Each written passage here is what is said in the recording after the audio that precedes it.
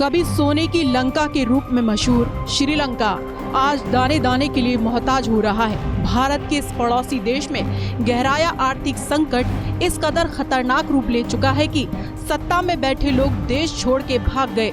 जनता सड़कों पर है और सरकार का विरोध जारी है। श्रीलंका की बदहाली के पीछे कौन जिम्मेदार? हालांकि श्रीलंका की बदहाली के पीछे किसका हाथ है, इसका खुलासा अमेरिकी खुफिया एजेंसी CIA के प्रमुख बिल बर्न्स ने किया है। उन्होंने श्रीलंका की मौजूदा आर्थिक दुर्दशा के लिए कर्ज का जाल में फंसाने की चीनी कूटनीति को जिम्मेदार ठहराया है।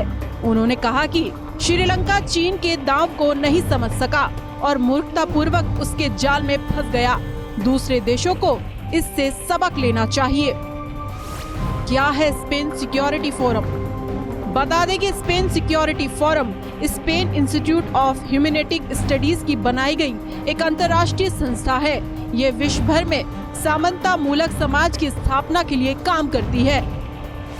श्रीलंका नहीं कर सका IMF के साथ बातचीत। वॉशिंगटन स्थित स्पेन सिक्योरिटी फोरम को संबोधित करते हुए CIA के प्रमुख ने कहा कि श्रीलंका अंतर्राष्ट्रीय मुद्रा कोष IMF के साथ चर्चा कर आर्थिक संकट का बेहतर हल निकालने में विफल रहा और चीन के जाल में फंस गया।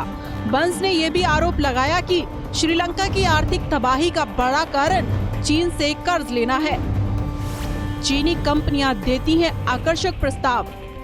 हालांकि बंस ने चीन पर यह भी आरोप लगाया है कि चीनी कंपनियां दूसरे देशों में बड़ा निवेश करती हैं। इसके लिए वे आकर्षक प्रस्ताव रखती हैं।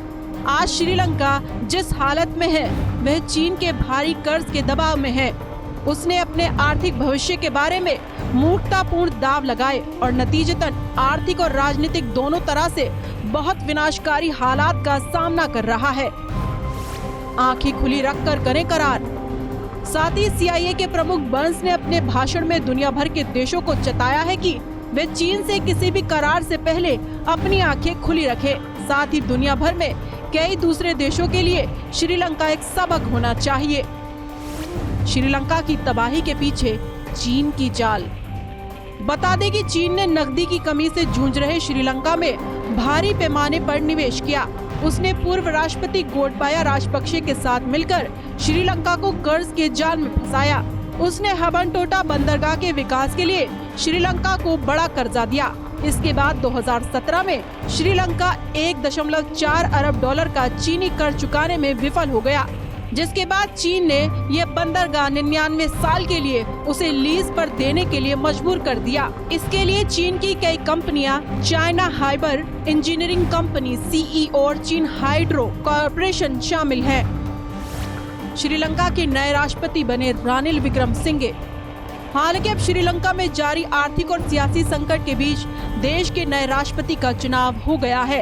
रानिल विक्रमसिंघे श्रीलंका के नए राष्ट्रपति चुने गए हैं। बता दें कि रानिल विक्रमसिंघे इससे पहले 6 बार प्रधानमंत्री रह चुके हैं। बीते दिनों सियासी उथल पुथल के बीच उन्होंने PM पद से इस्तीफा दे दिया था। इससे पहले वो गोटबाया राजपक्षे के देश छोड़कर भागने के बाद कार्यवाहक राष्ट्रपति की भूमिका निभा रहे थे। हालांकि विक्रमसिंघे पहले 2 बार राष्ट्रपति चुनाव हार चुके हैं और अब गुप्त मतदान के बाद वो श्रीलंका के नए राष्ट्रपति बन गए हैं। नवंबर 2024 तक होगा कार्यकाल। हालांकि गोटबाया की जगह राष्ट्रपति बनने वाले उम्मीदवार त्रिपक्षीय मुकाबला जीतकर ऐसे देश का प्रमुख बने हैं जो पहले ही कंगाल हो चुका है। IMF के साथ बेल आउट पैकेज के लिए बात कर रहा है। श्रीलंका में 22 मिलियन लोग खाने, ईंधन और दवाइयों की किल्लत झेल रहे हैं। नए राष्ट्रपति नवंबर 2024 तक पूर्व राष्ट्रपति राजपक्षे के शेष कार्यकाल के लिए पद पर रहेंगे।